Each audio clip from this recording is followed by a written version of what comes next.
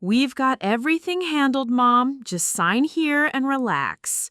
Those were the last words my eldest son Ethan spoke before I discovered they had drained my life savings, sold my childhood home behind my back, and were planning to ship me off to the cheapest nursing facility in 3 states. My name is Dorothy, and from wherever you're watching this, stay with me.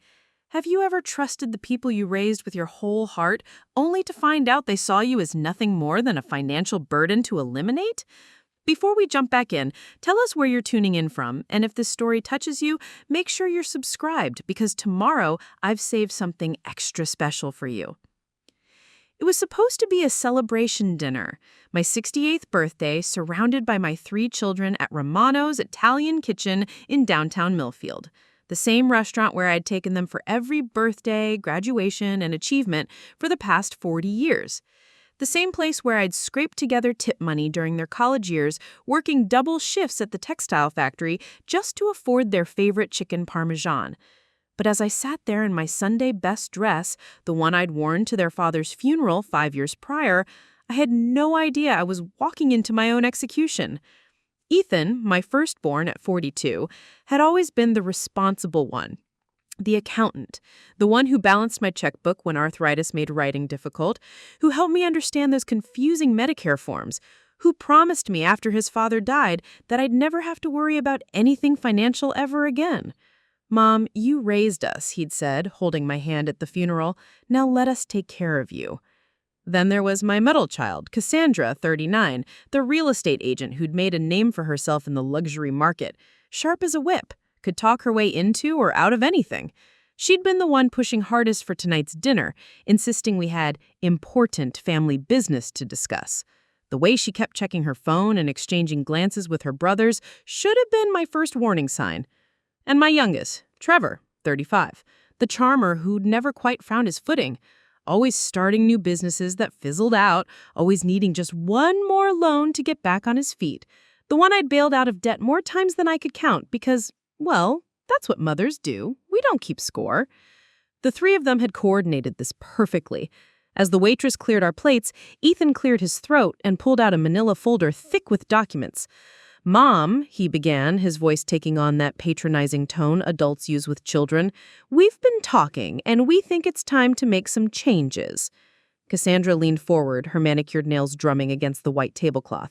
"You're getting older, and that house is becoming too much for you to handle. The stairs, the maintenance, the property taxes, it's not practical anymore." Trevor nodded enthusiastically like a bobblehead doll programmed for agreement. "Plus, Mom, you're all alone in that big house. Wouldn't you be happier around people your own age? People who understand what you're going through?" I felt something cold settle in my stomach, but I pushed it down. These were my children, the babies I nursed through midnight fevers, the teenagers I waited up for when they missed curfew, the adults I cheered for at every milestone.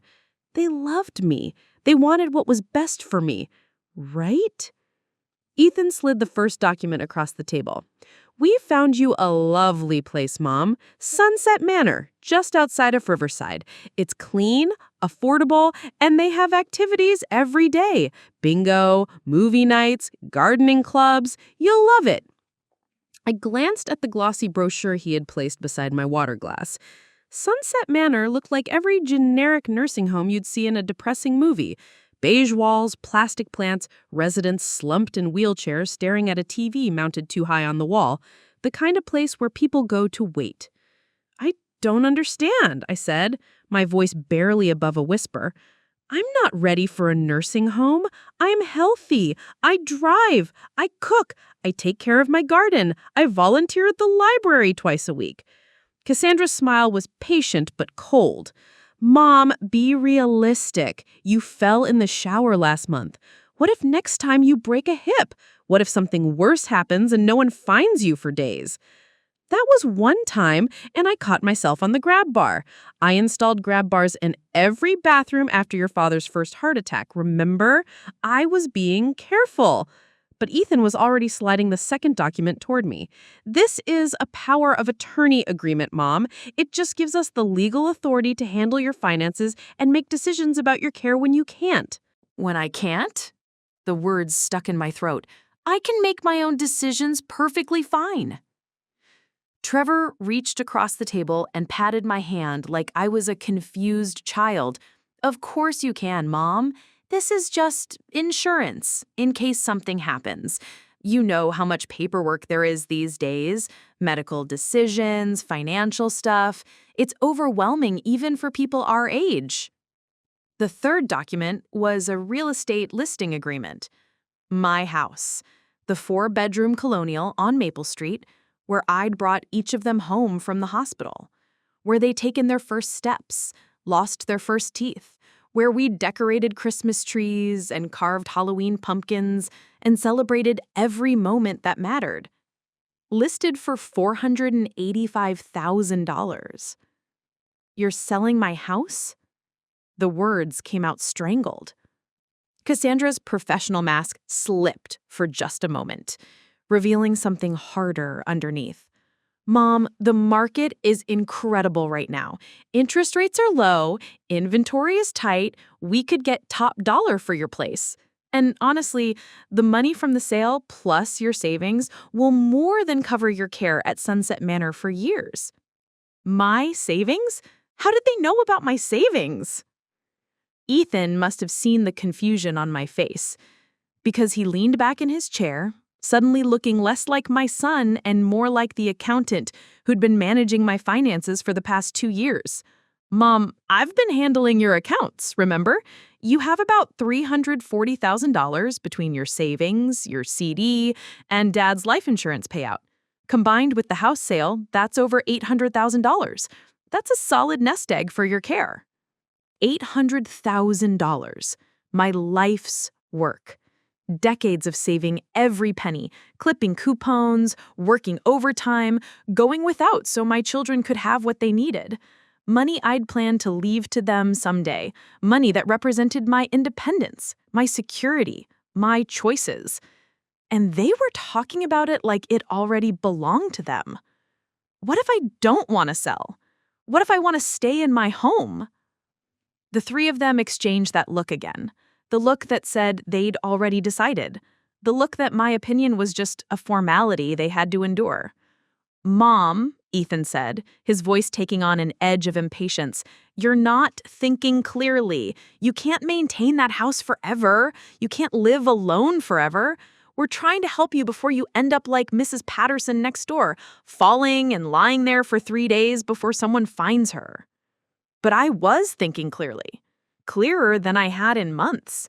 Clear enough to see that my children weren't looking at me with love or concern. They were looking at me like a problem to be solved, like a burden to be managed, like an obstacle standing between them and nearly $1 million.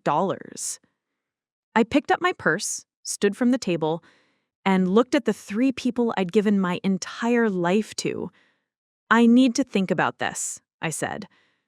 And as I walked out of Romano's Italian kitchen that night, leaving my children sitting at the table with their stack of documents and their carefully laid plans, I had no idea that within 72 hours, I would discover they'd already started spending my money. What they didn't know was that this 68-year-old woman still had some fight left in her. Preparing and narrating the story took us a lot of time, so if you're enjoying it, subscribe to our channel. It means a lot to us. Now, back to the story. The drive home from Romano's felt like floating through a nightmare. My hands gripped the steering wheel of my old Honda Civic, the same car I'd driven for 12 years, because I believed in being practical, in saving for the future, in making sure there was always something left for my children when I was gone. But as I pulled into the driveway of 847 Maple Street, the house where I'd lived for 36 years, I couldn't shake the feeling that I'd just been ambushed by strangers wearing my children's faces. Let me tell you who I really am, because I have a feeling you might recognize something familiar in my story. My name is Dorothy Ann Whittemore, and I'm what people used to call salt of the earth. I raised 3 kids as a single mother after my husband Robert died of a heart attack when Trevor was just 15. I worked 40-hour weeks at Millfield textile manufacturing, taking overtime whenever it was offered, because that's what you did. You worked. You saved. You sacrificed. You put your children first, always. For 23 years, I folded the same fabrics, operated the same machines, smiled at the same supervisors, and never complained. Not when my back ached from standing all day, not when my fingers cramped from the repetitive motions, not when I had to choose between buying myself a new winter coat or paying for Cassandra's dental work. The coat could wait. My daughter's smile couldn't. I taught Sunday school at Millfield Community Church for 18 years. I organized the annual pie sale that funded the youth group trips. I drove elderly neighbors to doctor appointments when they couldn't drive themselves. I was the woman who showed up with casseroles when someone was sick, who remembered birthdays, who never said no when someone needed help. That's who I am. That's who I've always been. So why, sitting in my own driveway, did I feel like a criminal for not wanting to sign away my life? Maybe you know this feeling. Maybe you sat across from people you love and realized they're seeing you as something you never thought you'd become. A burden. Maybe you felt that moment when you understand that your own family is counting down the days until they can make decisions for you instead of with you. Maybe you've wondered when exactly you stopped being a person and started being a problem to solve. The house felt different when I walked inside. Every corner, every family photo, every piece of furniture I'd saved up to buy suddenly looked temporary, like it was already gone, like I was already gone. I made myself a cup of chamomile tea and sat in Robert's old recliner, the one I'd never been able to bring myself to replace, and tried to process what had just happened. My children wanted me in a nursing home. Not because I was sick. I take my blood pressure medication religiously and haven't missed a doctor's appointment in 5 years. Not because I was dangerous. I've never had an accident, never gotten lost, never forgotten to turn off the stove. They wanted me in a nursing home because it was convenient, because managing my life was becoming inconvenient for their lives. But here's what really hurt. They'd already started planning without me. The brochures for Sunset Manor weren't printed yesterday. The real estate listing agreement had been prepared in advance. The power of attorney documents were professionally drafted, probably reviewed by lawyers. This wasn't a spontaneous conversation over birthday dinner. This was a coordinated intervention. How long had they been discussing this behind my back? Weeks? Months? How many family group chats had I been excluded from while they divided up my assets and planned my future? When Ethan asked to help with my finances 2 years ago, claiming it would take the stress off my shoulders, had this always been the endgame? I walked through my house that night like I was seeing it for the first time. The kitchen where I'd taught Cassandra to bake chocolate chip cookies, where Trevor had done homework at the counter while I cooked dinner, where Ethan had announced he'd gotten his first job. The living room where we'd opened Christmas presents and watched Disney movies, and where Robert had taught each child to play chess. The stairs they claimed were too dangerous for me to manage, the same stairs I climbed every day without thinking, carrying laundry, organizing closets, maintaining the home I'd never stopped loving. The backyard where I still grew tomatoes and roses, where the neighbors' grandchildren came to pick strawberries every summer, where I hosted the annual church barbecue because I had the biggest yard and loved feeding people. This wasn't just a house. This was my life, my independence, my identity, and they wanted to sell it like it was just another item in an estate sale. But as I stood in my bedroom that night, looking at the framed photos of my children on the dresser, graduation pictures, wedding photos, pictures of them with their own children, I started to wonder something that chilled me to the bone. If they were this organized about getting me into Sunset Manor, if they'd researched the facility and prepared legal documents and calculated my assets down to the dollar, what else had they been planning? What else didn't I know? I decided I needed to do something I'd never done before in my relationship with my children. I needed to investigate them. Because the people who sat across from me tonight at Romano's didn't feel like the babies I'd raised. They felt like strangers with their own agenda, and I was starting to suspect that agenda had been in motion long before my 68th birthday. The next morning, I was going to start asking questions, and what I discovered would shatter everything I thought I knew about the people I'd spent my entire life protecting. If you've ever trusted someone completely, only to discover they were planning your future without your permission, you'll understand what happened next. If you ever wondered whether the people closest to you see you as a person or as an inheritance waiting to happen, keep listening. Because sometimes the people who say, "We'll take care of everything," aren't talking about taking care of you. They're talking about taking care of themselves. The morning after my birthday dinner, I woke up at 5:47 a.m., just like I had every day for the past 40 years. Muscle memory from decades of factory shifts dies hard. But instead of my usual routine, coffee, morning news, light breakfast, I found myself standing at my kitchen window, staring at the for sale sign that wasn't there yet, but somehow felt inevitable. Everything looked the same. Mrs. Chen was walking her little terrier, Buttons, past my front gate like she had every morning for the past 8 years. The newspaper delivery truck was making its rounds down Maple Street. The Henderson twins were waiting for their school bus, backpacks slung over their shoulders, probably complaining about some test they forgot to study for.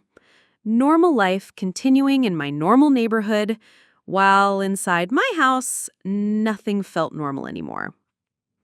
I'd lived in this routine for so long that it had become invisible to me. Wake up, tend to my small garden, drive to the grocery store on Tuesdays, volunteer at Millfield Public Library on Wednesdays and Fridays, attend church on Sundays, have dinner with at least one of my children every 2 weeks. It was a good life, a quiet life, a life I'd built carefully after Robert died, creating structure where grief had left chaos. My house had been my sanctuary during those dark months after the funeral. When the insurance company finally settled Robert's life insurance claim, I'd used part of the money to pay off the mortgage completely. No more monthly payments, no more worry about losing the roof over our heads if something happened to my job. Security, stability, the kind of foundation I wanted my children to remember they could always come home to. I'd invested the rest of Robert's life insurance payout conservatively. CDs, savings bonds, a modest portfolio that Ethan had helped me set up. Nothing risky, nothing flashy, just steady growth over time. The kind of financial planning that people like me did. People who understood that money wasn't about luxury, it was about options, about not being dependent, about having something to leave behind for the people you loved.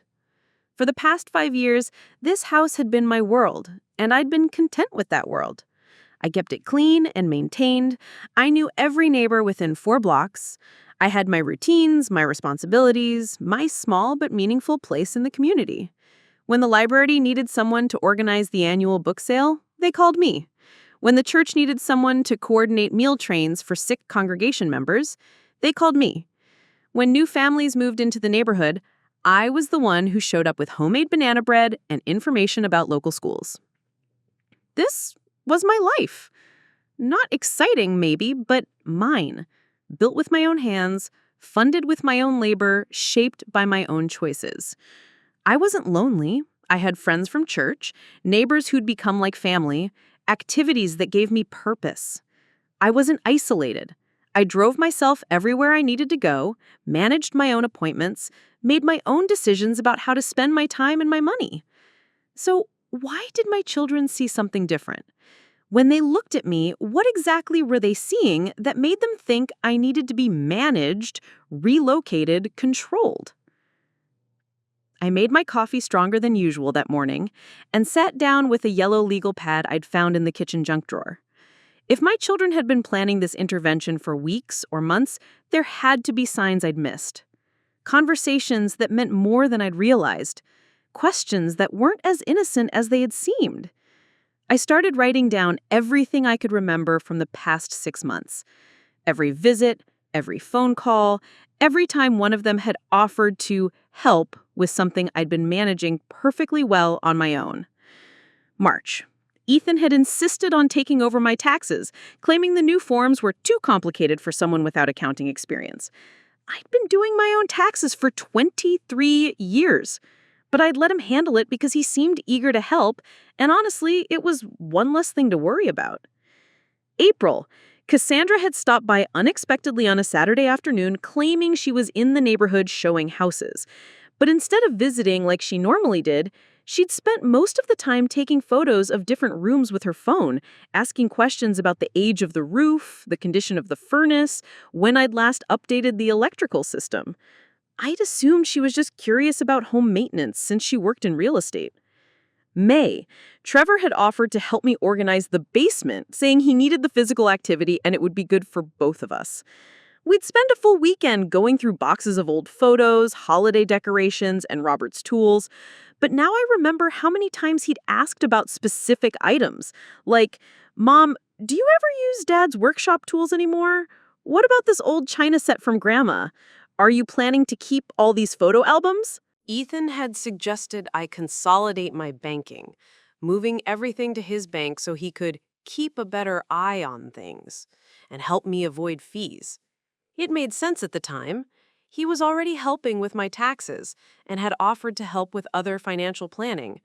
I'd signed the papers without really reading them, trusting my son to handle the details. July. All 3 children had started asking more questions about my daily routine. How was I feeling? Was I sleeping well? Had I noticed any changes in my energy levels? Any trouble remembering things?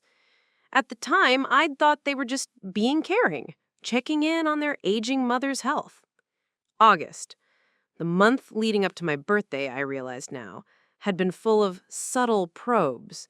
Cassandra mentioning an article she'd read about seniors aging in place versus assisted living, Trevor asking if I ever felt nervous being alone in the house at night, Ethan wondering aloud whether I'd ever considered downsizing to something more manageable. As I sat there with my coffee getting cold and my legal pad filling up with memories that looked very different in hindsight, I realized I'd been evaluated. For months, my own children had been conducting some kind of assessment, gathering information, building a case I didn't even know was being constructed. They hadn't woken up yesterday and suddenly decided I needed to be in a nursing home.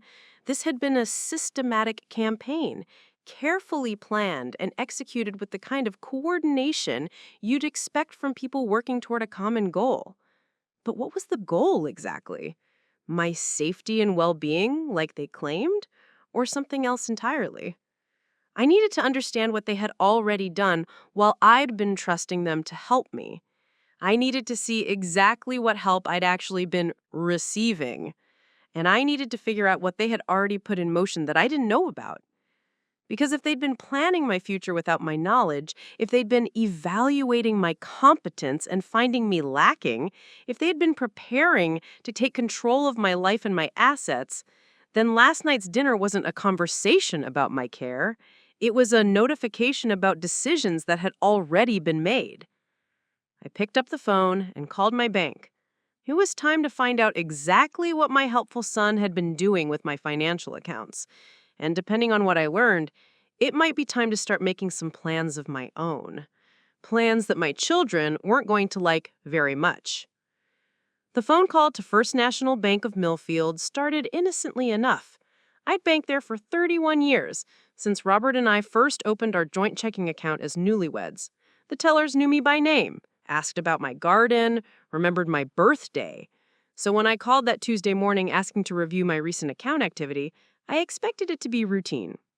Mrs. Whitmore, of course I can help you with that, said Jennifer, the customer service representative who'd handled my account for the past 6 years. Let me pull up your information here. Now, are you looking for checking, savings, or both accounts? Both, please. I just want to make sure everything looks correct. There was a pause. The kind of pause that makes your stomach drop before you even know why. Mrs. Whitmore, I'm showing that your accounts were consolidated last month under a joint management agreement. Your son Ethan should have copies of all the statements. Haven't you been receiving them?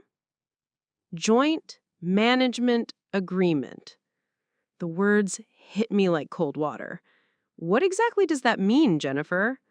Well, it means that Mr. Ethan Whitmore has been designated as co-owner with full access to make transactions, transfers, and account decisions. It's quite common for adult children to help their parents manage finances. You sign the paperwork on June 15th. June 15th. I remember that day clearly now. Ethan had picked me up for lunch claiming he wanted to spend more time together. We'd stopped by the bank afterward, and he'd presented me with papers that he said would streamline my banking and make everything easier to track. I trusted him. I'd sign whatever he put in front of me because he was my son, and sons don't steal from their mothers. Jennifer, can you tell me about any recent large transactions? Anything unusual? The keyboard clicking sounded impossibly loud through the phone. Let me see here. Mrs. Whitmore, there have been several significant transfers over the past 6 weeks. On July 20th, $50,000 was transferred from your savings to a new account under the name of Mr. Ethan Whitmore. On August 2nd, another $75,000 was moved to an investment account managed by, let me double check this, Whitmore Financial Planning Limited? My kitchen started spinning. I gripped the phone tighter, my knuckles going white. Whitmore Financial Planning? What is that? According to our records, it's a business entity established by your son. The transfers were authorized under the joint management agreement you signed. $125,000. Gone. Moved into accounts I'd never heard of, for a business I didn't know existed, under an agreement I'd signed without understanding what it really meant. Jennifer, I need copies of all my statements from the past 6 months, and I need to know exactly what authority my son has over my accounts. The pause was longer this time. Mrs. Whitmore, I think you should come in and speak with our branch manager. This afternoon, if possible. There are some complexities that would be better discussed in person. I hung up the phone and sat in my kitchen, staring at the yellow legal pad where I'd been tracking my children's suspicious behavior. Suddenly, their systematic questioning over the past months looked less like concern and more like reconnaissance. They hadn't been checking on my well-being. They'd been assessing my assets and my mental state, building a case for why I couldn't be trusted to manage my own money. And apparently, they'd already started managing it for me. The drive to First National took 12 minutes, but it felt like hours. I dressed carefully, my navy blue suit, the one I wore to church and important occasions, because I wanted to look competent and alert. I wanted to look like someone capable of understanding her own financial situation, even though inside I felt like I was drowning. Branch manager Patricia Hernandez was a woman about Cassandra's age, professional but kind, with the sort of patient demeanor you develop from delivering bad news to customers on a regular basis. She'd prepared a folder thick with documents, and her expression told me everything I needed to know before she said a word. Mrs. Whitmore, thank you for coming in. I've reviewed your accounts, and I think there are some things you should be aware of. She spread the statements across her desk like evidence in a trial. 6 months of transactions I'd never seen, movements of money I'd never authorized, changes to my accounts I'd never requested. In June, when you signed the joint management agreement, you also signed what's called a durable power of attorney for financial matters. This gives your son Ethan legal authority to make financial decisions on your behalf, including transfers, investments, and account closures. I never signed a power of attorney. I would have remembered that. Patricia opened another folder and showed me my own signature on a document I'd never seen before. It was processed the same day as your banking consolidation. According to our records, you signed it right here in our conference room. I stare at my signature, definitely mine, definitely real, on a document that gave my son control over every dollar I'd ever saved. I wasn't told what this was. Ethan said it was paperwork to make banking easier. Mrs. Whitmore, I have to ask, have you been experiencing any memory issues? Any confusion about recent events? The question hung in the air like an accusation. This is how it started, wasn't it? First they moved your money, then they questioned your competence for not remembering what you'd supposedly agreed to. First they control your assets, then they control the narrative about your mental state. My memory is fine, I said, my voice steadier than I felt. My son lied to me about what I was signing. Patricia's expression shifted from professional sympathy to something more careful, more legal. Mrs. Whitmore, that's a very serious allegation. If you're claiming that you were deceived about the nature of legal documents, I'm not claiming anything. I'm stating a fact. My son told me I was signing banking paperwork. He never mentioned power of attorney. He never explained that he was taking control of my finances.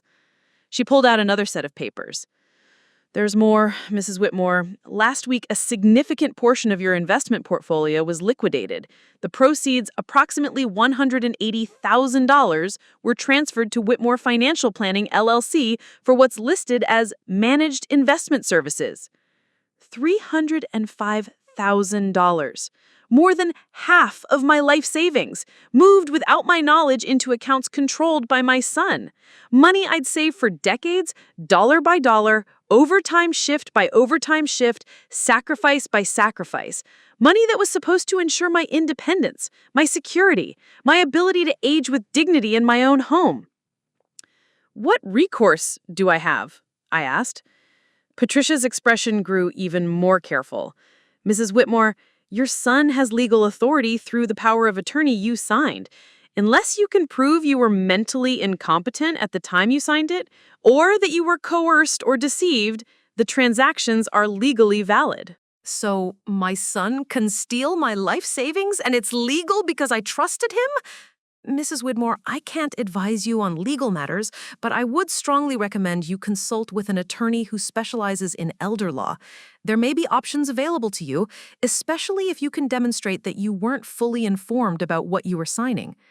I gathered the statements and copies of documents I'd never seen before, thanked Patricia for her time, and walked out of First National Bank feeling like I'd just discovered I was living in a country where I wasn't a citizen. My own money, my own accounts, my own financial future. All of it now controlled by a son who'd looked me in the eye and lied about what I was signing. But as I sat in my car in the bank parking lot, something shifted inside me. The shock was wearing off, and underneath it was something harder, sharper, more dangerous. They thought they were dealing with a confused old woman who wouldn't understand what they'd done to her. They thought they could manipulate me, control me, eliminate me as an obstacle to their plans. They were about to learn exactly how wrong they were. The drive home from the bank was the longest 12 minutes of my life. Every red light felt like an eternity. Every familiar street corner looked different, like I was seeing my own neighborhood through the eyes of a stranger. By the time I pulled into my driveway, my hands were shaking so badly I could barely turn off the ignition. $305,000. Gone. Moved into accounts I'd never authorized, managed by a business I'd never heard of, controlled by a son who'd looked me in the eye and lied about what I was signing. The number kept echoing in my head like a scream I couldn't release. I sat in my car for 10 minutes, staring at my house, the house they wanted to sell, the house that was probably already being appraised, the house that might not even legally belong to me anymore, depending on what other documents I'd unknowingly signed. Everything I'd worked for, everything I'd built, everything I'd saved for my security and my children's future, it was all disappearing while I'd been trusting the people who were supposed to protect me. But as I finally walked up my front steps, fumbling with keys that suddenly felt foreign in my hands, something crystallized inside me. It wasn't just anger, though the anger was there, burning hot and sharp in my chest. It wasn't just betrayal, though the betrayal felt like physical pain, like something had been torn out of me and left a bleeding wound. It was clarity. Cold, absolute clarity about exactly who my children really were. They weren't concerned adult children worried about their aging mother's safety. They were thieves, sophisticated, patient, calculating thieves who'd spent months setting up the perfect crime. They'd used my love for them, my trust in them, my natural desire to make their lives easier to systematically strip away my independence and my financial security. And they'd done it with smiles on their faces and "I love you, Mom" on their lips. I walked through my house that afternoon like a detective examining a crime scene.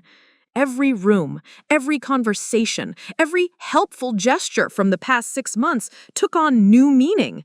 The basement organization session with Trevor wasn't about spending quality time together. He'd been inventorying my belongings, calculating their value. Cassandra's questions about the house weren't casual real estate curiosity. She'd been preparing a market analysis. Ethan's concern about my financial management wasn't filial care. It was the setup for the biggest theft of my life. I found myself standing in Robert's old study, the small room where he used to pay bills and handle our finances before he died. I'd kept it exactly as he'd left it. His desk, his filing cabinet, his coffee mug still sitting on the windowsill where he'd left it that last morning before his heart attack. I hadn't touched anything in 5 years because this room felt like sacred ground, the last place where my husband had been alive and present and planning our future together. But now, I needed to understand exactly what future I had left. I opened the filing cabinet and pulled out the folder labeled Important Documents, the folder Robert had organized so carefully, with tabs for insurance policies, property deeds, investment records, and legal documents. My hands were steadier now, my mind clearer. I was done being shocked. I was done being hurt. It was time to figure out exactly what weapons I had left to fight back. The house deed was still in my name only. Whatever power of attorney documents Ethan had tricked me into signing apparently didn't extend to real estate transfers, yet. But there was a sticky note attached to the deed in Ethan's handwriting. Need to discuss trust options, tax advantages for estate planning. Even my house wasn't safe. They were coming for everything. I found my will, the one Robert and I had drawn up together 12 years ago, leaving everything to our 3 children in equal shares. Looking at it now felt like reading my own death warrant. My children weren't waiting for me to die naturally. They were killing me financially, piece by piece, making me dependent on them so they could control when and how I disappeared from my own life. The phone rang. Ethan's name appeared on the caller ID, and for a moment I felt my old reflexes kick in. The automatic smile, the maternal warmth, the eagerness to hear from my firstborn son. But then I remembered the bank statements spread across Patricia Hernandez's desk, and I felt something inside me snap like a dry branch. I answered on the 4th ring. Hello, Ethan? Hey, Mom. How are you feeling today? I know last night was a lot to process. His voice was so normal, so caring, so perfectly calibrated to sound like a concerned son checking on his mother. If I hadn't spent the afternoon discovering the scope of his theft, I might have melted, might have apologized for being difficult, might have agreed to sign whatever new documents he had waiting. I'm feeling very clear, actually, I said. I spent some time today reviewing my financial situation. A pause. Brief, but telling. Oh, is everything okay? You know you can always call me if you have questions about anything. I called the bank, Ethan. The pause was longer this time. When he spoke again, his voice had changed. Still careful, still controlled, but with an edge of something harder underneath. Mom, I hope you're not confused about the arrangements we made. Remember, we set up the joint accounts to make things easier for you. I remember you telling me I was signing paperwork to consolidate my banking. I don't remember you mentioning that you were taking control of my life savings. Mom, you're upset. I understand that. Change is scary, especially at your age. But everything I've done has been to protect you and secure your future. Maybe we should sit down together and go over everything so you can understand. I understand perfectly. I interrupted. I understand that you've stolen over $300,000 from me. I understand that you lied to me about what I was signing. I understand that you've been planning this for months while pretending to be a loving son. The mask dropped completely. When Ethan spoke again, his voice was cold, clinical, the voice of someone who'd been caught and was no longer bothering to pretend. Mom, you're being dramatic. I haven't stolen anything. I have legal authority through the power of attorney you signed. Everything I've done has been for your own good. My own good? Moving my money into your business accounts is for my own good? Mom, you're not thinking clearly. This is exactly why we need to make these changes. You're confused, you're paranoid, you're not capable of managing complex financial decisions anymore. The sooner you accept that, the easier this will be for everyone. There it was. The truth. Finally. I wasn't a beloved mother being cared for by devoted children. I was an obstacle being removed by people who wanted my assets more than they wanted me in their lives. Ethan, I said, my voice steady and calm, I want you to listen to me very carefully. I am not confused. I am not paranoid. I am not incapable. I am a woman who has been systematically robbed by her own son, and I am going to do whatever it takes to get my money back and my life back. Ethan, I'm not finished. You have 72 hours to return every penny you've taken from my accounts. If you don't, I'm calling the police, I'm calling an attorney, and I'm calling every newspaper in 3 counties to tell them exactly what kind of man you really are. I hung up before he could respond, and for the first time in months, I felt like myself again. Not a victim, not a confused old woman, not a burden to be managed. I was Dorothy Whitmore, and I was going to war. Within an hour of hanging up on Ethan, my phone started ringing. First Cassandra, then Trevor, then Ethan again. I let every call go to voicemail, but I listened to each message, documenting what they said, how their stories coordinated, how quickly they'd mobilized once they realized their careful plan was unraveling. Cassandra's message was pure manipulation, wrapped in fake concern. Mom, Ethan says you're upset about the financial arrangements. I think there might be some confusion about what's happening. Can we talk? I'm worried about you. Trevor's was more direct, with an edge of panic. Mom, what are you doing? Ethan says you're threatening to call the police? Come on, we're family. We can work this out. Don't do anything crazy. Ethan's second message dropped all pretense of warmth. Mom, I strongly advise you not to make any rash decisions. You signed legal documents. Everything I've done is completely legitimate. If you try to cause problems, you'll only hurt yourself. But it was the 4th call that changed everything.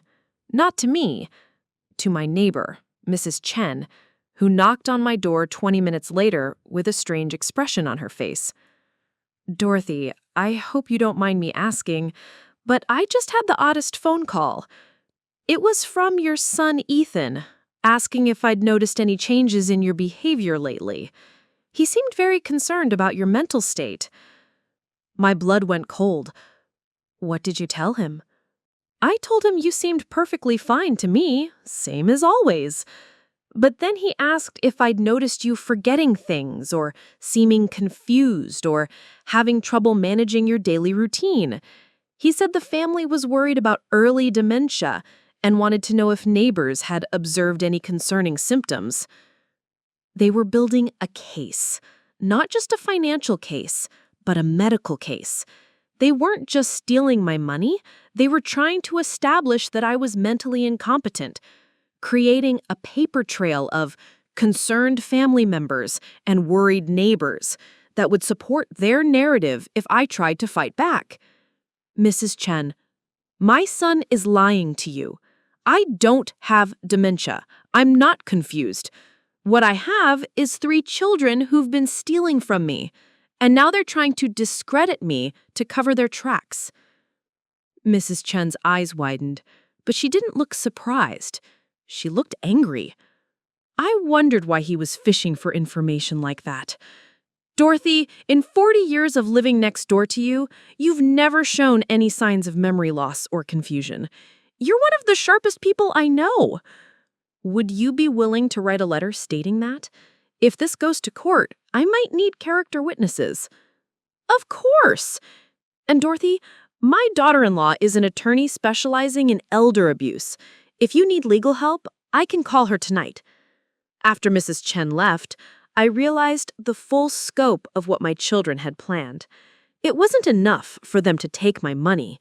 They needed to destroy my credibility so I couldn't fight back. They were probably calling everyone I knew, planting seeds of doubt about my mental capacity, creating a network of concerned observations that would support their claim that I needed to be managed. But they'd made a crucial mistake. They assumed my neighbors and friends would play along with their narrative. They assumed people would believe their version of events over mine. They assumed I was isolated and vulnerable, with no one to defend me. They were wrong. I spent the next 2 hours making phone calls of my own. To Margaret Fletcher, the head librarian who'd worked with me for 3 years organizing community events. To Pastor Williams, who'd known me for 2 decades. To Dr. Amanda Singh, my family physician. To Helen Rodriguez, who ran the church food pantry with me every month. Every conversation followed the same pattern. I explained what my children had done, asked if they'd been contacted by any of them, and requested written statements about my mental competency. And every single person I called was outraged. "Dorothy, your mind is sharp as a tack," Dr. Singh told me. "Your last cognitive assessment 6 months ago was completely normal. If your children are claiming otherwise, they're lying." Pastor Williams was even more direct. "Dorothy, I've watched you coordinate complex community service projects, manage volunteer schedules, and handle financial responsibilities for multiple church committees. Anyone claiming you're mentally incompetent is either delusional or dishonest." By evening, I had promises of written statements from 8 people who knew me well and could testify to my mental clarity. But more importantly, I discovered that Cassandra had already called 3 of them, testing the same story about family concerns and possible dementia symptoms.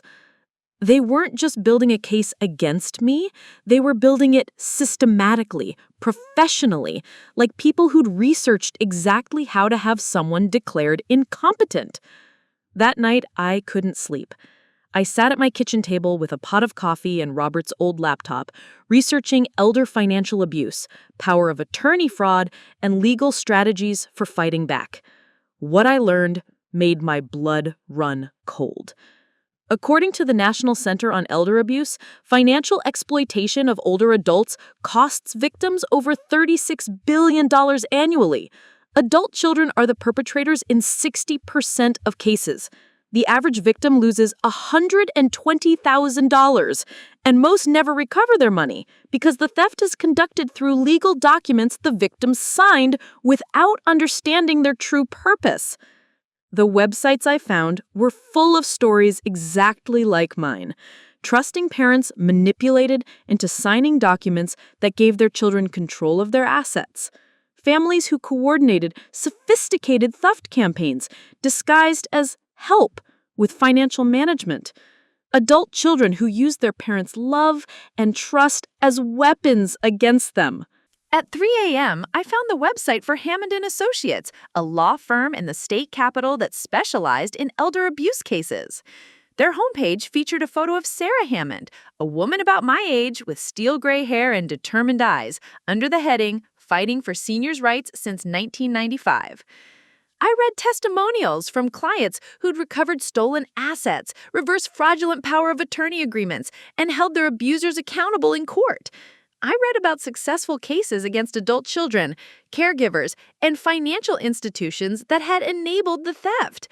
And I read about the importance of acting quickly before the stolen money disappeared into investments, business ventures, or offshore accounts that would be harder to trace and recover. I picked up the phone and left a voicemail for Sarah Hammond's office, explaining my situation and requesting an emergency consultation. Then I sent emails to Mrs. Chen's daughter-in-law and 2 other elder law attorneys I'd found online. My children thought they were dealing with a confused, helpless old woman who would be too embarrassed or too overwhelmed to fight back.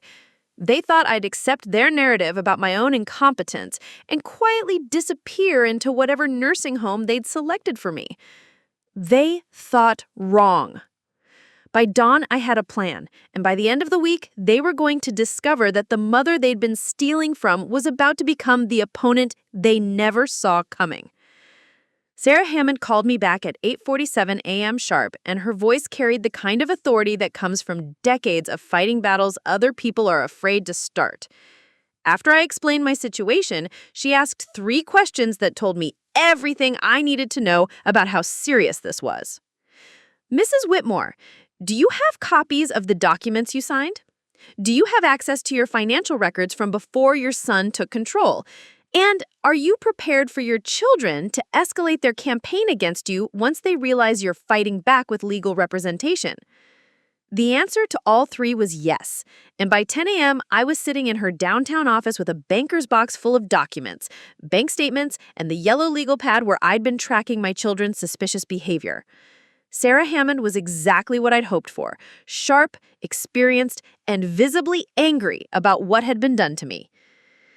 "Mrs. Whitmore, this is textbook financial elder abuse," she said, spreading my bank statements across her conference table. "Your son used your trust to gain access to your accounts, then systematically transferred your assets to entities he controls. The fact that he misrepresented what you were signing makes this fraud, regardless of what the documents say." "But the bank said everything was legal because I signed the power of attorney." "A power of attorney obtained through deception isn't valid. If we can prove you weren't fully informed about what you were signing, we can challenge the entire arrangement. The phone calls to your neighbors asking about your mental state actually work in our favor. They show consciousness of guilt. If your son truly believed his actions were legitimate, he wouldn't need to build a case for your incompetence." For the first time in days, I felt hope. Not just hope that I could get my money back, but hope that someone understood what had really happened to me. Sarah wasn't treating me like a confused victim who might be imagining things. She was treating me like a crime victim, because that's what I was. "What's our first step?" I asked. "We freeze everything. Today, I'm filing an emergency motion for a temporary restraining order against your son's access to your accounts. We're also requesting an immediate accounting of all transactions and asset transfers. If he's moved your money into business investments or property purchases, we need to stop him from dissipating the assets further." "What about my children's plan to put me in a nursing home?" Sarah's expression hardened. "That's not happening. We're also filing for an emergency hearing to reverse the power of attorney based on fraud. Once that's done, your children will have no legal authority to make decisions about your care or your living situation." "How long will this take?" "The emergency motions should be heard within 72 hours. The full case could take months, but we'll have protective orders in place quickly to prevent further theft. Mrs. Whitmore, I want you to be prepared. Your children are going to fight this aggressively. They're going to claim you're incompetent, that you're being manipulated by your attorney, that you don't understand what's in your own best interest. It's going to get ugly." "They've already started calling my neighbors, asking about my mental state." "Good. That gives us evidence of their strategy. I want you to document every contact they make with people you know. Every phone call, every visit, every attempt to discredit you. It all supports our case that they're engaged in a coordinated campaign of abuse." I left Sarah's office feeling like I had an army behind me instead of facing this alone. She'd given me a cell phone number and instructions to call immediately if my children tried to contact me, or if anyone else called asking questions about my mental health. She'd also given me something I'd lost somewhere in the nightmare of the past few days: my dignity back. I wasn't a confused old woman being helped by caring children. I was a competent adult who'd been defrauded by criminals who happened to be related to me. The restraining order was filed at 2:15 p.m. By 4:30 p.m., Ethan was calling my cell phone in a panic. "Mom, what have you done? The bank just called me. They've frozen all the accounts pending some court order. You can't be serious about this." "I'm completely serious, Ethan. You stole my money, and now I'm taking it back." "Mom, you're making a huge mistake. You're going to regret this. Do you have any idea how much legal fees are going to cost you? You're going to spend more on lawyers than you'll ever recover." "That's my decision to make, not yours." "Mom, listen to me carefully. If you pursue this, if you try to drag our family through court, I will make sure everyone knows about your condition. Your neighbors, your church, the whole community will know that you're suffering from dementia and making irrational decisions." There it was, the threat I'd been expecting. But instead of fear, I felt something like relief. Now I knew exactly who I was dealing with. "Ethan, I want you to listen to me carefully. I have 8 character witnesses ready to testify about my mental competence. I have documented evidence of your systematic theft. I have recordings of your attempts to discredit me to my neighbors. If you want to make this public, please do. Let's see whose reputation survives that battle." The line went quiet for a long moment. When Ethan spoke again, his voice was different, colder, more calculating. "Mom, you have no idea what you've started. But if this is how you want to play it, fine. Just remember, we know you better than anyone. We know every weakness, every vulnerability, every mistake you've ever made. You think you can win a war against your own children? You're about to find out how wrong you are." He hung up, and I sat in my kitchen holding the phone, understanding that my son had just declared war on me. Not the careful, hidden war of financial manipulation and gradual control they'd been waging for months. Open war.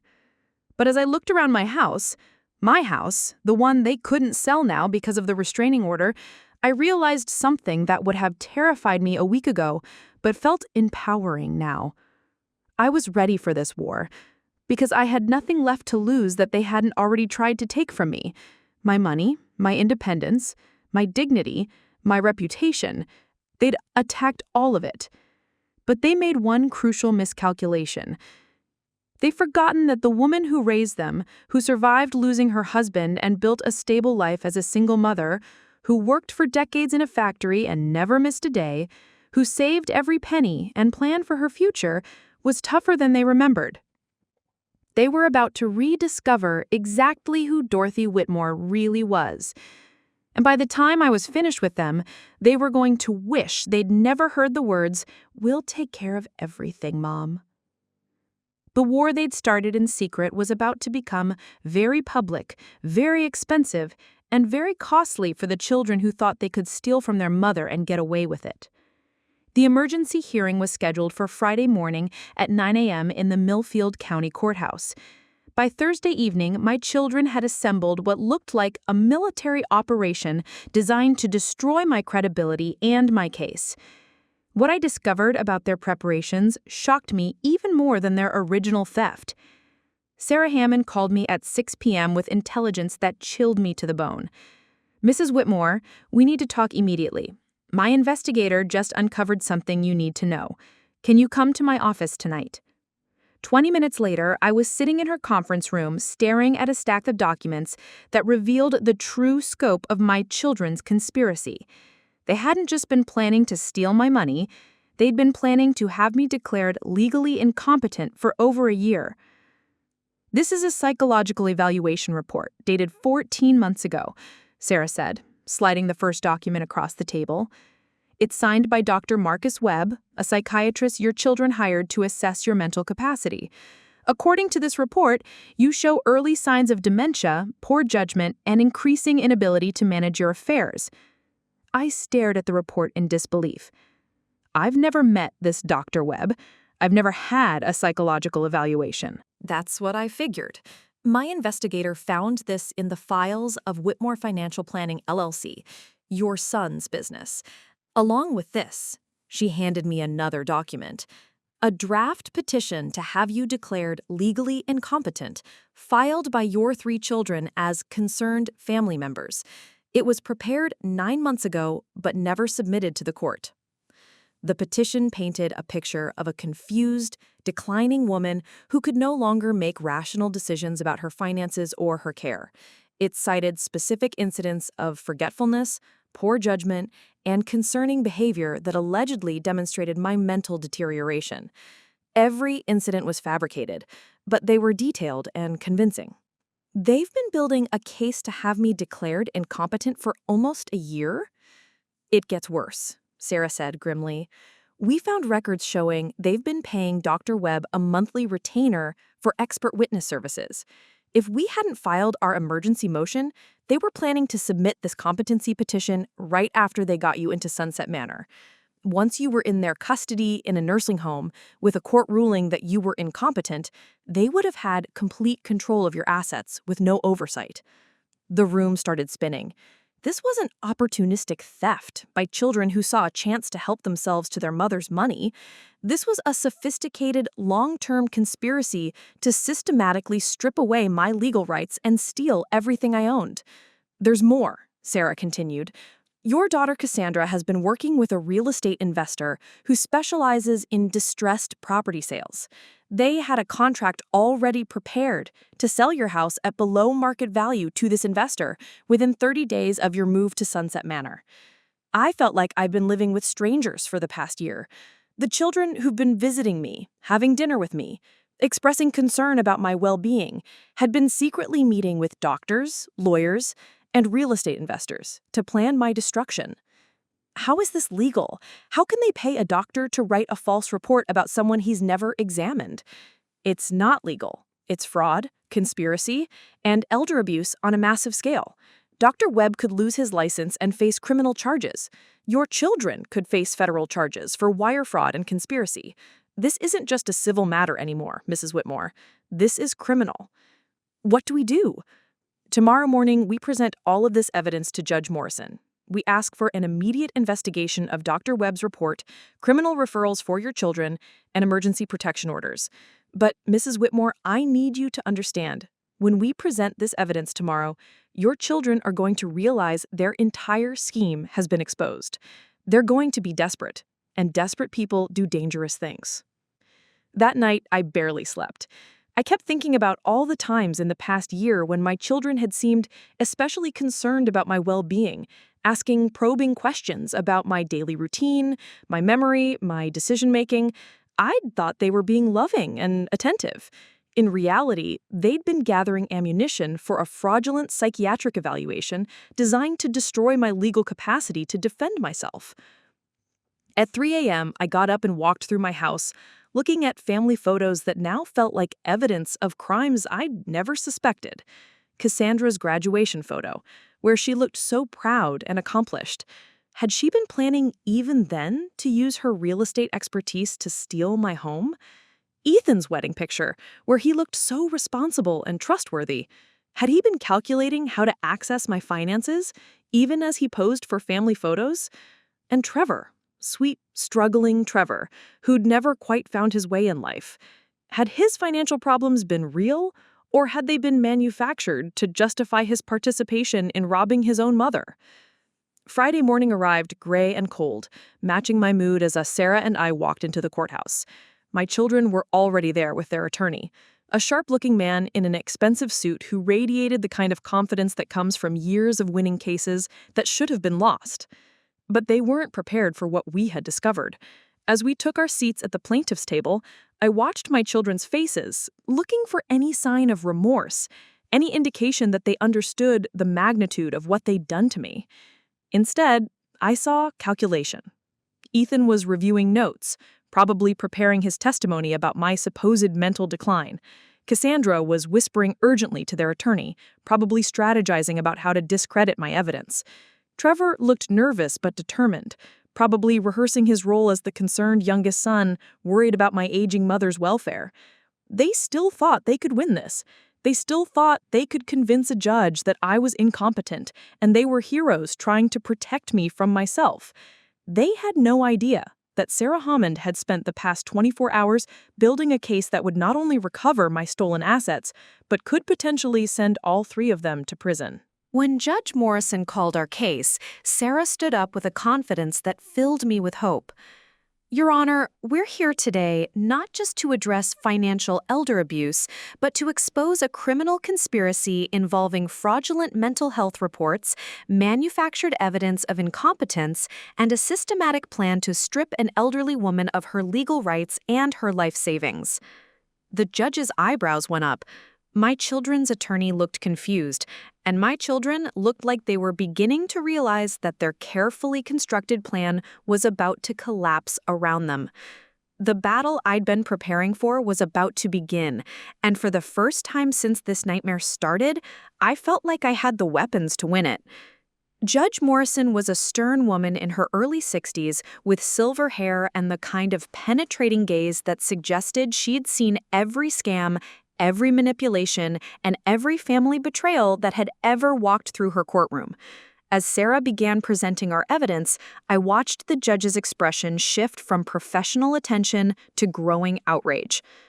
Your Honor, Sarah said, holding up the fraudulent psychiatric evaluation, Dr. Marcus Webb has submitted a detailed mental health assessment of Mrs. Whitmore, claiming she shows signs of early dementia and poor judgment. The problem is, Dr. Webb has never met Mrs. Whitmore, never examined her, and never spoken to her. This report is completely fabricated. The judge leaned forward. Are you telling me that a licensed psychiatrist submitted a false evaluation? Yes, Your Honor, and that's not all. This evaluation was commissioned and paid for by Mrs. Whitmore's children as part of a coordinated plan to have her declared incompetent so they could gain complete control of her assets. My children's attorney, Robert Brennan, stood up quickly. Your Honor, these are serious allegations being made without proper foundation. My clients are loving children concerned about their mother's declining mental state and— Mr. Brennan, Judge Morrison interrupted, I'll hear your arguments in due course. Please continue, Miss Hammond. Sarah pulled out copies of the bank records. Your Honor, over the past 6 months, Mrs. Whitmore's son, Ethan, has systematically transferred over $300,000 from her accounts to business entities he controls. This was done using a power of attorney that Mrs. Whitmore was deceived into signing. She was told she was consolidating her banking accounts for convenience. She was never informed she was giving her son complete control of her finances.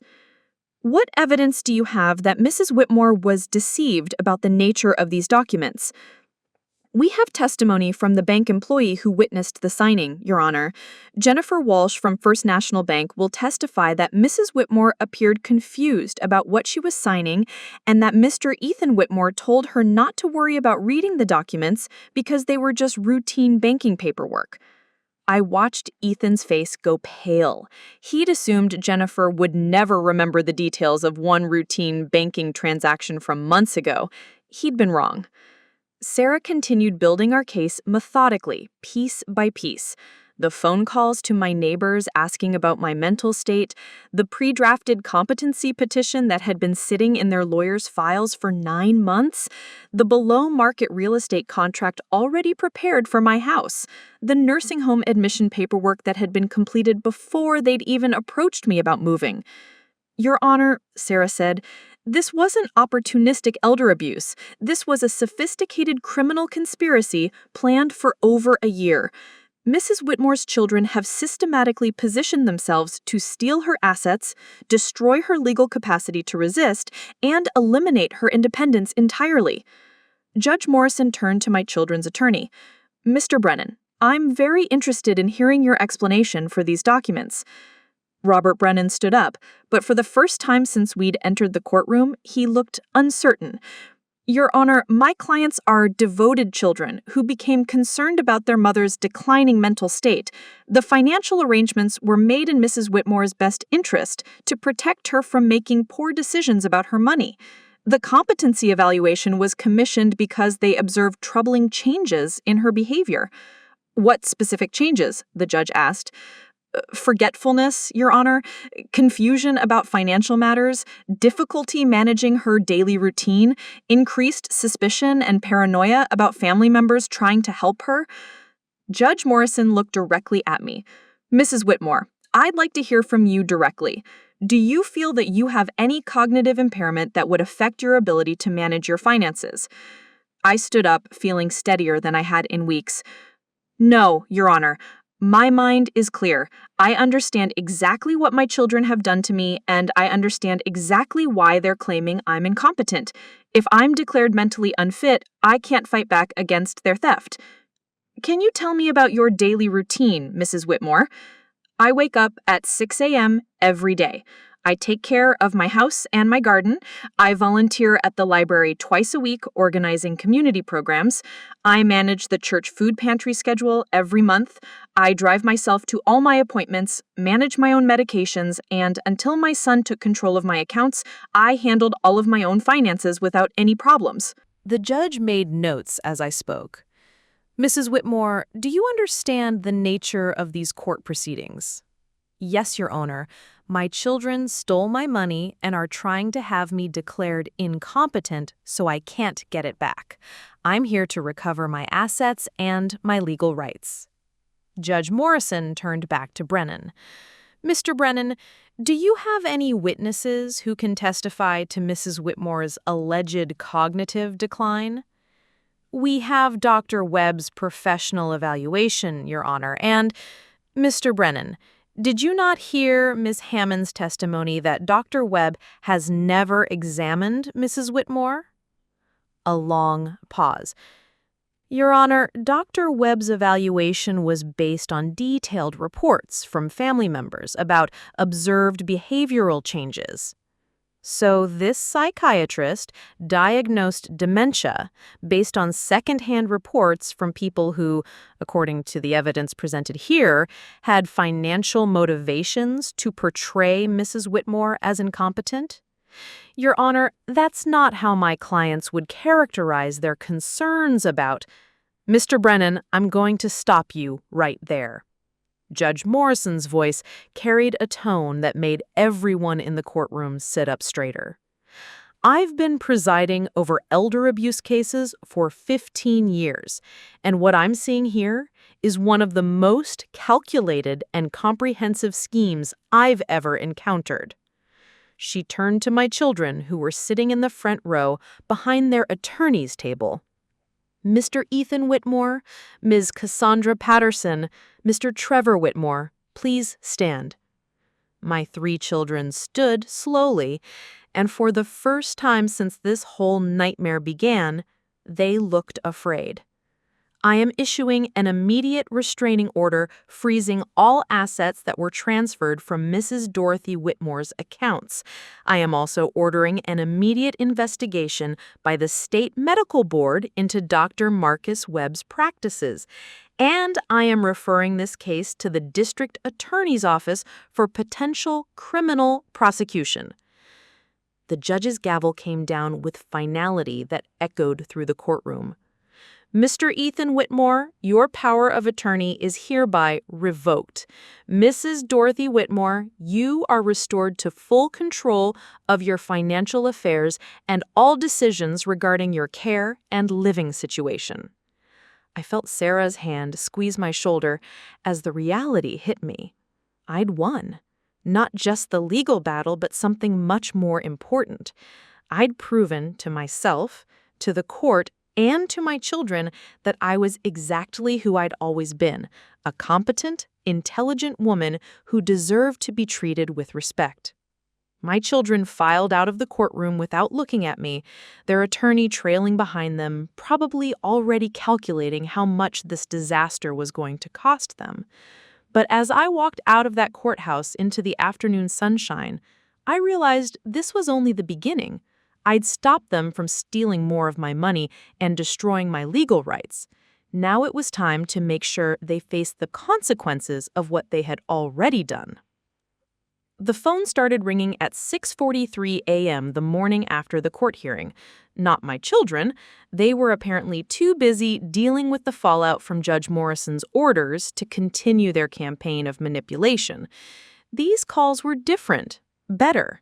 These were calls that restored my faith in human nature.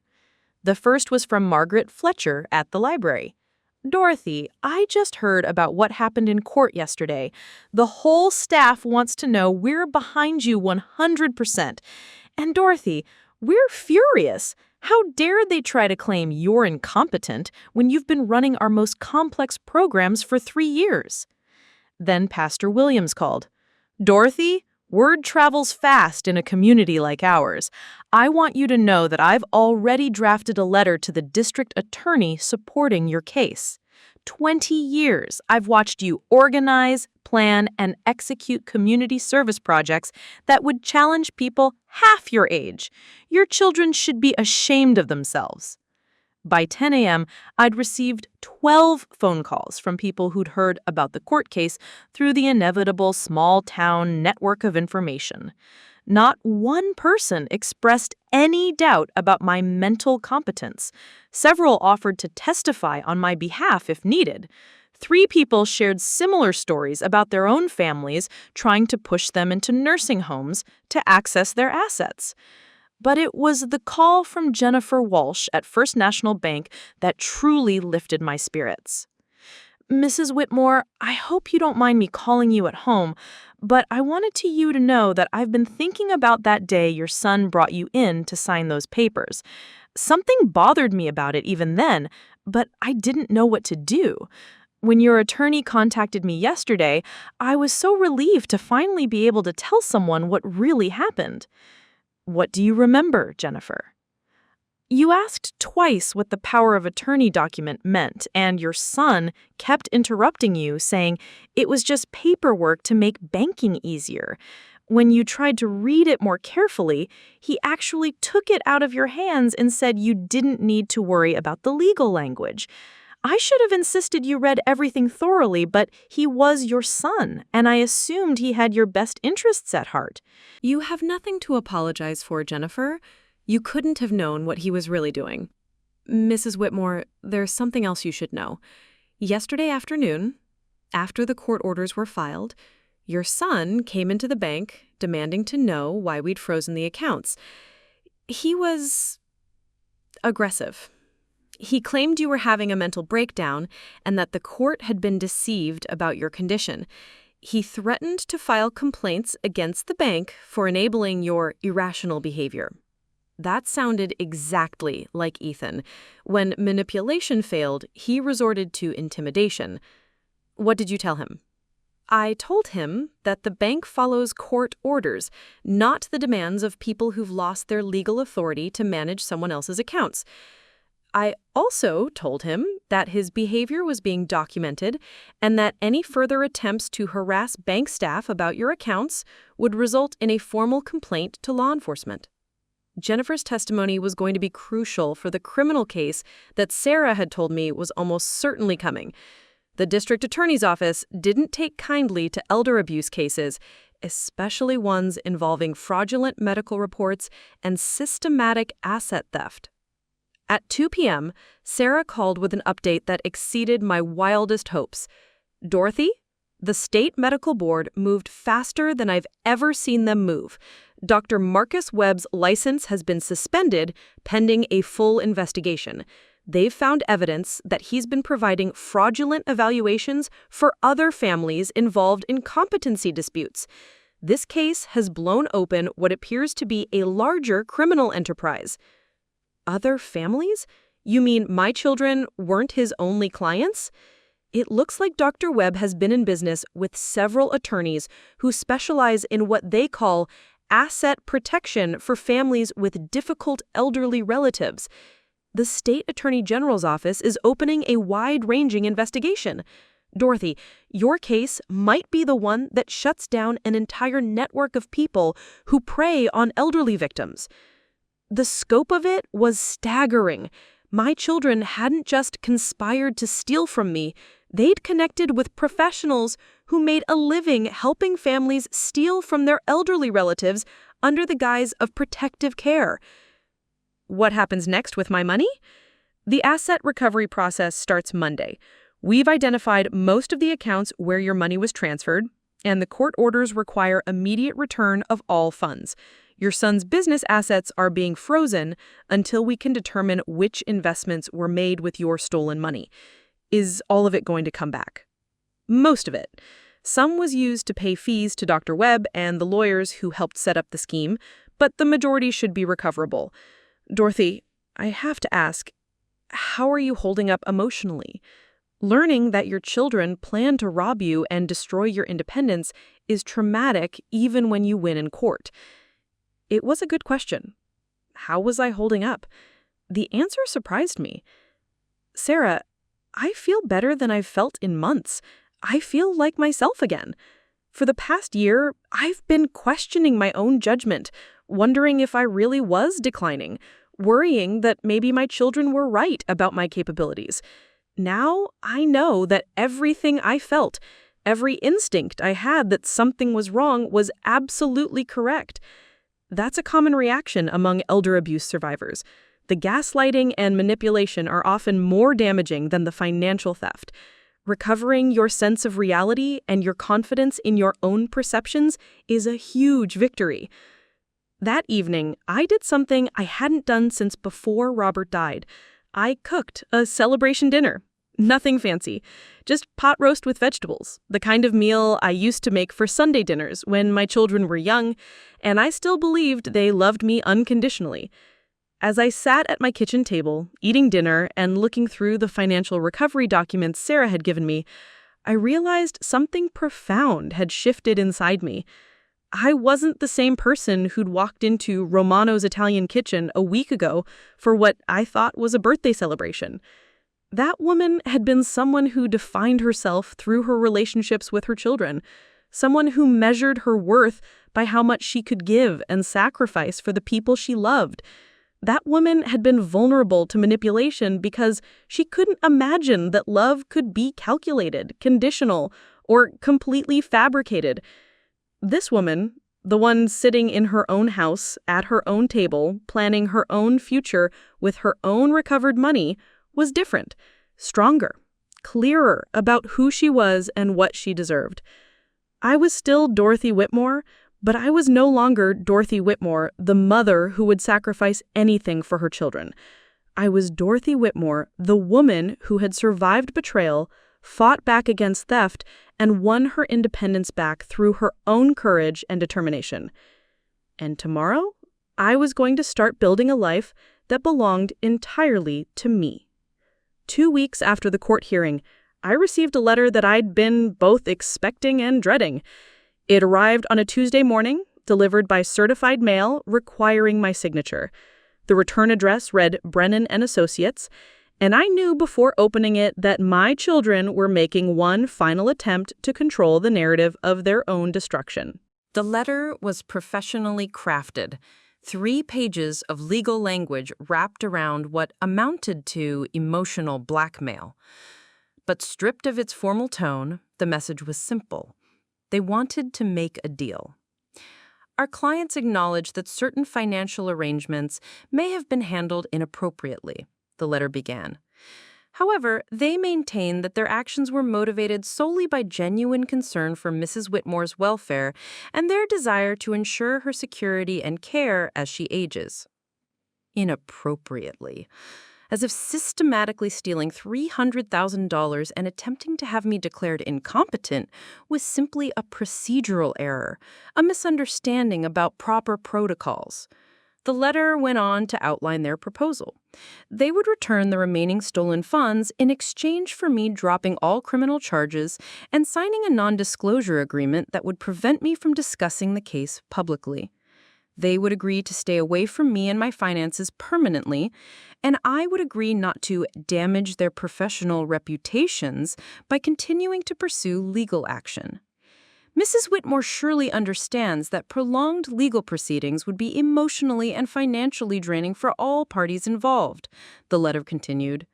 Our clients believe that a quiet resolution would serve everyone's best interests, particularly given Mrs. Whitmore's age and the stress that continued litigation might place on her health.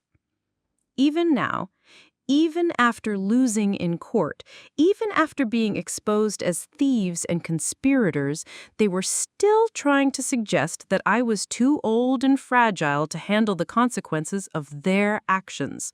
They were still trying to position themselves as the reasonable parties, offering mercy to a confused elderly woman who didn't understand what was best for her.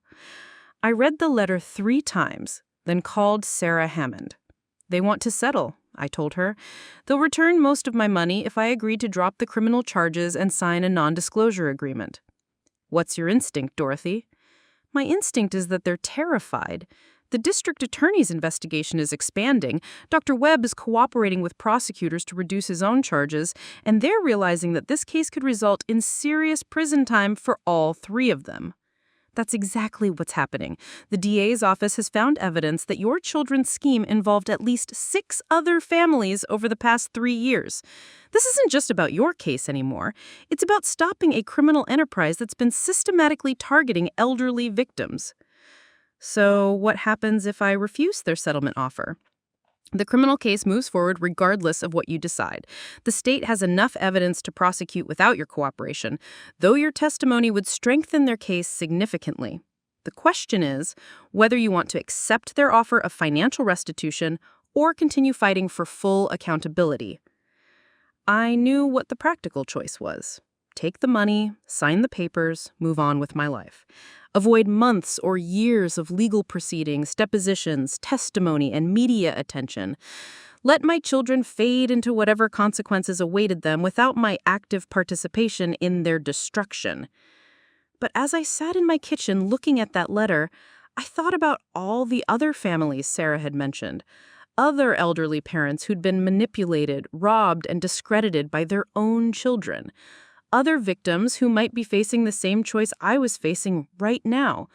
Take the settlement and stay quiet, or fight for justice that might prevent the next victim. I thought about Mrs. Patterson next door, the woman my children had used as an example of what happened to elderly people who lived alone. What if someone was targeting her right now, using the same playbook my children had used on me? What if signing a non-disclosure agreement meant that other families couldn't learn from my experience, couldn't recognize the warning signs, couldn't protect themselves? I picked up the phone and called Sarah back.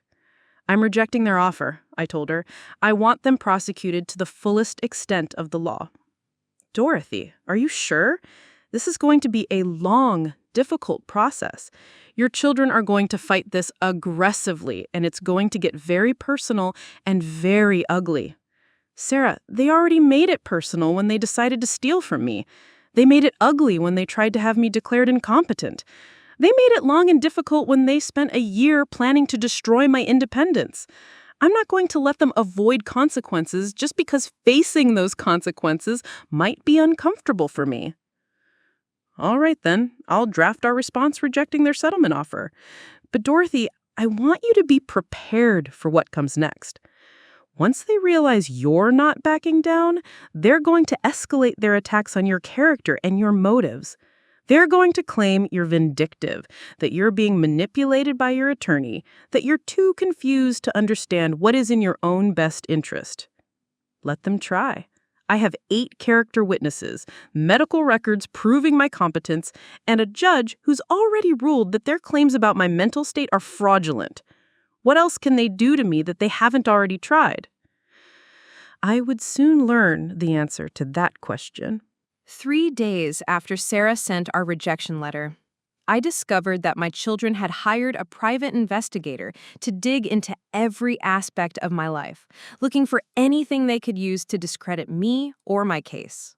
They'd contacted people I hadn't spoken to in years, asking questions about my marriage, my parenting, my finances, my health, my personal relationships. They'd reached out to former coworkers from the textile factory, asking if I'd ever shown signs of confusion or forgetfulness on the job. They'd called my doctor's office, claiming to be concerned family members, seeking information about my medical history. They'd even contacted the funeral home that had handled Robert's arrangements 5 years ago, apparently trying to find evidence that I'd been unable to handle funeral planning competently. But their most devastating attack came through an unexpected channel. They hired a different psychiatrist to conduct what they called an objective evaluation of my mental state based on my recent behavior. Dr. Amanda Sterling was a respected geriatric psychiatrist who specialized in competency evaluations. Unlike Dr. Webb, she had impressive credentials and an impeccable reputation. And according to the report she submitted to the court, my decision to pursue criminal charges against my own children was evidence of paranoid thinking, poor judgment, and possible cognitive decline exacerbated by emotional trauma. The report suggested that a competent, mentally healthy elderly woman would accept her children's offer to return her money and work toward family reconciliation. My insistence on criminal prosecution, Dr. Sterling argued, demonstrated an irrational desire for revenge that supersedes logical consideration of her own best interests. "It's brilliant in a twisted way," Sarah told me when she called to warn me about the new evaluation. "They're using your strength against you. Your refusal to be manipulated, your insistence on accountability, your determination to fight back. They're framing all of that as evidence of mental instability. Can they do that? Can they use my decision to pursue justice as proof that I'm incompetent?" They can try. Dr. Sterling's evaluation is more sophisticated than Dr. Webb's fraud, but it's still fundamentally dishonest. She's applying a standard that says elderly people who refuse to be passive victims must be mentally impaired. We're going to fight it aggressively. That night, I sat in Robert's old study, surrounded by legal documents and character reference letters, and I realized that my children's final strategy was perhaps their cruelest yet. They weren't just trying to steal my money anymore. They were trying to steal my right to be angry about what they'd done to my life. According to their new narrative, a healthy, competent mother would forgive her children's theft and manipulation. Only a mentally impaired woman would insist on consequences for the people who'd betrayed her trust and stolen her life savings. But as I looked around the room where my husband had planned our future, where he'd saved and budgeted and dreamed of the security we'd build together, I knew exactly who I was and what I was fighting for. I was fighting for every elderly person who'd been told they were too confused to understand their own exploitation. I was fighting for every victim who'd been pressured to stay quiet to protect their abusers' reputations. I was fighting for every family that might face what I'd faced, and for their right to seek justice without being labeled mentally unstable for refusing to be victims. My children had taught me that love could be conditional, that family could be predatory, and that trust could be weaponized. But they'd also taught me that I was stronger than they'd ever imagined, and I wasn't done fighting yet. 6 months later, I stood on the steps of the Millfield County Courthouse watching my 3 children being led away in handcuffs. Ethan had been sentenced to 4 years in federal prison for wire fraud and elder abuse. Cassandra received 3 years for conspiracy and real estate fraud. Trevor, who'd cooperated with prosecutors in exchange for a lighter sentence, got 18 months and 5 years of probation. The judge's final words still echoed in my mind. This court has rarely seen such a calculated and comprehensive scheme to defraud an elderly victim. The defendants systematically exploited their mother's love and trust to steal her life savings while attempting to destroy her legal capacity to defend herself. Their actions represent a profound betrayal of the most fundamental family bonds. Sarah Hammond stood by me as the news crews packed up their equipment. The case had drawn national attention after investigators discovered that Dr. Webb's fraudulent evaluation network had victimized over 40 elderly people across 6 states. My decision to reject the settlement offer and pursue criminal charges had helped expose a criminal enterprise that might have continued for years. "How are you feeling, Dorothy?" Sarah asked. "Relieved," I said, and I meant it. For the first time in 2 years, I feel like I can breathe freely. I know who I am again. The victory hadn't been easy. Dr. Sterling's competency evaluation had forced us into another court battle, where I'd undergone extensive psychological testing to prove that my decision to seek justice was rational rather than evidence of mental decline. 3 different psychiatrists had evaluated me, all concluding that I was not only mentally competent but showed no signs of cognitive impairment whatsoever. The irony wasn't lost on me. My children's attempts to have me declared incompetent had resulted in more thorough documentation of my mental acuity than most people my age ever received. But the real validation had come from an unexpected source. In the weeks following Dr. Sterling's report, 12 other elderly abuse survivors had come forward, all sharing similar stories of being labeled vindictive or mentally unstable for refusing to forgive their abusers. Their collective testimony had helped expose the dangerous pattern of using elderly victims' pursuit of justice as evidence of their incompetence. The financial recovery had been almost complete. The court had ordered the return of $287,000 of my stolen money, with the remainder going to pay for the investigation and prosecution. More importantly, I'd retained complete control of my assets, my house, and my future. No one could make decisions about my care or my living situation except me. But the most profound change wasn't financial or legal. It was personal. I was no longer the woman who defined herself through her relationships with her children, who measured her worth by how much she could sacrifice for people who didn't value her sacrifice. I was no longer someone who would accept manipulation because it came wrapped in expressions of love and concern. I was Dorothy Whitmore, a woman who'd survived betrayal, fought back against systematic abuse, and won her independence through her own courage and determination. I was a woman who'd learned that sometimes the people who claim to love you are the ones you most need to protect yourself from. The house on Maple Street felt different now. It was still the same 4-bedroom colonial where I'd raised my children, but it no longer felt like a shrine to their childhood or a museum of family memories. It felt like home, my home, where I lived by my own choices and my own schedule. I'd made changes. Robert's study was now my office, where I managed my recovered finances and worked on a project that had become my passion, a nonprofit organization dedicated to educating elderly people about financial abuse prevention. We called it the Dorothy Whitmore Foundation for Elder Protection, and it provided free legal consultations, educational workshops, and support groups for abuse survivors. The irony that my children's betrayal had led to my most meaningful work wasn't lost on me. Their attempt to destroy my independence had instead given me a purpose that reached far beyond my own life. Pastor Williams had helped me establish the foundation through our church, and we'd already assisted 37 families in the surrounding counties. Some cases involved children stealing from parents. Others involved caregivers, financial advisors, or romantic partners who targeted elderly victims. All of them involved people who'd been told they were too confused, too emotional, or too vindictive to understand their own exploitation. Mrs. Chen, my neighbor who'd become one of my closest friends through this ordeal, often joined me for coffee in the mornings. She'd been instrumental in connecting me with other elderly community members who'd faced similar pressures from their families. "Dorothy," she said one morning as we sat in my kitchen, "do you ever regret pursuing the criminal charges? I know some people think you should have just taken the settlement money and moved on." "Never," I said without hesitation. "Those people don't understand that this was never really about money. It was about the right to exist as a complete person, not just as someone's elderly mother who should be grateful for whatever treatment she receives." "What do you mean?" "Helen, when my children decided to steal from me, they weren't just taking my money.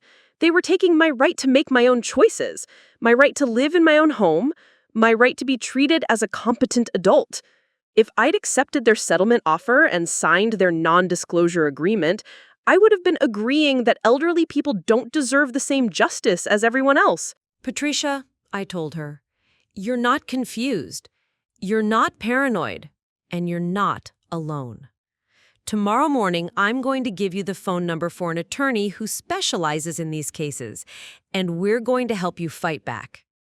As I hung up the phone, I realized that my children's betrayal had led me to exactly where I was meant to be.